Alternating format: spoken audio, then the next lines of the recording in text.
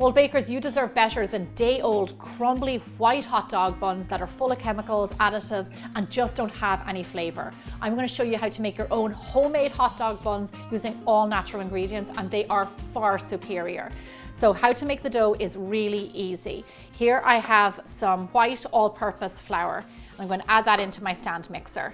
Just so you know, if you'd like to add a little bit more whole wheat into your or your family's diet, you can do half whole wheat flour, half white, and that will work really well too. Also add extra flavor, kind of a nuttiness to it. Into this, we're going to add in a little bit of sugar, and that is to sweeten the dough, but also to help feed the yeast that's going to be in there. Next, as always in my bread doughs, salt, which just enhances the flavor of all the other ingredients, and instant yeast. I use instant yeast because just like this, you add it into your dry ingredients like any other ingredient. If you use active dried yeast, I'm going to put a note on biggerbolderbaking.com of how much you need to do that. I'm just going to give those a mix together. As always, my rule is just keep the salt away from the yeast just for the moment when you're adding it in, and then you can stir it all together. Our liquid. So now we're not just adding water to this. This is a brioche bun, a lovely buttery enriched dough. So we're going to add in milk, which adds extra fat, extra flavor, and makes it super yummy, and eggs. Add your eggs into your lukewarm milk. You want that milk lukewarm because yeast loves warm ingredients. It helps it grow. So heating that up a little bit on the stovetop or in the microwave will help a lot. Just whisk those two ingredients together. Turn on your machine with a dough hook and slowly add in your liquid. Once you add in all your liquid, you will notice it's a bit of a wetter dough, but don't worry, that's exactly how it's supposed to be. Lovely. Just let it knead until it forms a ball. And just like any traditional brioche dough, we are going to slowly incorporate butter. Now this is room temperature butter, and we are going to bit by bit just chuck it into the machine, just like that. Give it a good chuck. Mix it in until it incorporates, and then add in another bit. Lovely. As it slowly kneads, it will slowly incorporate all the way throughout the dough. Now, brioche is a classic French dough used for breakfast danishes, used for morning buns. When you ever have like an amazing hot dog or hamburger in a very nice restaurant, it's often done on a brioche bun. Great. Once your butter is incorporated, we're going to let this knead on medium speed for around like 6 to 8 minutes or so. And during this time, the gluten will develop, and you'll start to see like pockets of air, and you'll see that the dough is actually pulling these beautiful strands. And that's what's lovely about brioche. You get this really lovely elongated strands that just make the dough like so soft and like kind of pillowy, you know, or billowy. Pillowy or both of those things, pillowy and billowy. Just so you know, I don't recommend doing this specific dough by hand because it would just be so much work, and it's such a soft dough. Definitely use a machine. We need it to like really knead that gluten. Okay, lovely. I remember when I was training to be a chef and making like classic brioche in our pastry class, and I still remember the results. I remember just like I'd never had a dough like that before, and like all of the like strands when you pulled it apart, and like the flavor, like I was mesmerized by it. Just that classic brioche, you know, the French style in the fluted mold with the little guy on top. So that's our dough. Here I have a bowl. I'm going to put a tiny bit of flavorless oil in here and run my hand around that. This is just to help the dough. Once it proofs in this bowl, it's just going to glide up the sides easily with that little bit of oil in there. So make your dough's life easy and incorporate that. Then in with our dough. Like I said, it's a very soft dough. This is exactly what it's supposed to be like, so do not freak out. Lovely. Beautiful. So now we're going to cover our dough nice and tight with cling wrap. For those of you who are new to bread making, doughs at this stage don't like to get air at them, so you want to cover them with a shower cap or with cling wrap nice and tight. And then we're also going to add extra snugness and put a kitty cat tea towel on top. So we're going to set this dough aside to proof for around 1.5 to 2 hours. It does take a little bit longer than normal doughs because it's heavier, it's enriched. So we're just going to let it do its thing for that time. So here's our dough 2 hours later. It is puffed up, it's looking good, it's nice and soft. This is exactly what I want. Remember I was talking before about like why brioche is so lovely? Look at those gluten strands, do you see that? That is going to yield us beautiful hot dog buns. So just so you know, this recipe has existed on Bigger Bolder Baking for some time, but I never did a video. And one of the top questions we get about this recipe is, please show us how to make the dough and shape it. We don't know how to shape it. And it's so simple. So here is your moment now. Here's how to shape a hot dog bun.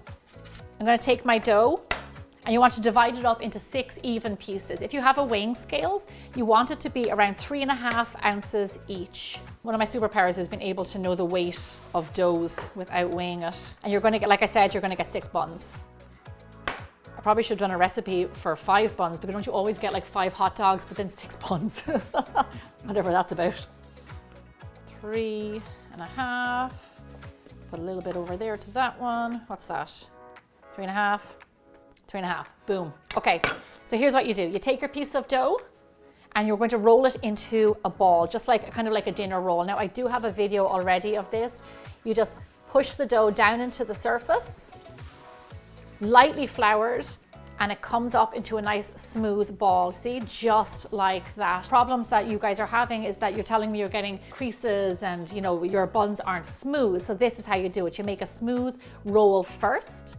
And because this is a lovely, pliable, soft dough, we're going to turn it over. We're going to put it like this. For those of you who've made my no-knead baguette, this is very similar. We're going to roll up our bun just like this. And we're going to make it into kind of like, you know, a rope. Now, just like this. Here's what you want to do. You see these ugly seams on the bottom? We have to pinch those to make sure that they don't pop open during baking. Okay, those are going to be on the underside. And then just like this, you have a lovely, smooth bun. And you want it to be, let's see, how did I do? 6 inches, you want it to be 6 inches. Gorgeous. If you see any creases at all still, just kind of try and pierce them together and make them disappear. This one is looking good. I'm going to place it on my baking tray. Okay, so let me show you again. Lightly floured surface, we have our piece of dough. Take all of those raggedy bits, put them on the bottom, nice smooth top, just like that. You can do it on your surface or in your hand. Now we have a lovely smooth dinner roll. Turn it over, smushy smushy, and then roll it like this. This is going to give you the smoothest results. Look at that, see that crease? Pinch it together so it's creaseless. Give it a little bit of a roll until it's 6 inches. Be careful about over flouring your surface. It's very, very difficult to shape bread if there's too much flour on your surface. Look at that, let me see. 6 inches, boom, lovely, smooth hot dog bun. Gorgeous, onto our tray. Then just repeat that process with the rest of your buns. Just so you know, I spent a large part of my career as a bread baker, so I'm very used to shaping bread. This does take practice, so keep on at it, and I guarantee you, you will eventually end up with beautiful looking hot dog buns. So I'm very happy with how these look. No creases. So here's what we do. Cover them again in cling wrap. Bring in your tea towel, cover them up, pop them over to the side. So roughly we're going to proof these guys for around 45 minutes or so. They don't take that long because they're smaller. You know, it can take up to an hour depending on how warm your kitchen is. But we're going to come back. I'm going to show you what they should look like before we put them into the oven.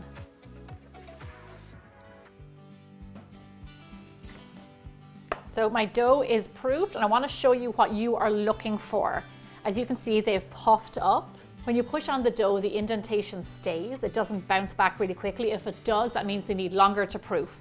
But these are looking fantastic. So here's what we're going to do. The last thing is we want to get them lovely and nice and shiny. So a lovely egg wash all over these guys, all down the sides, everywhere.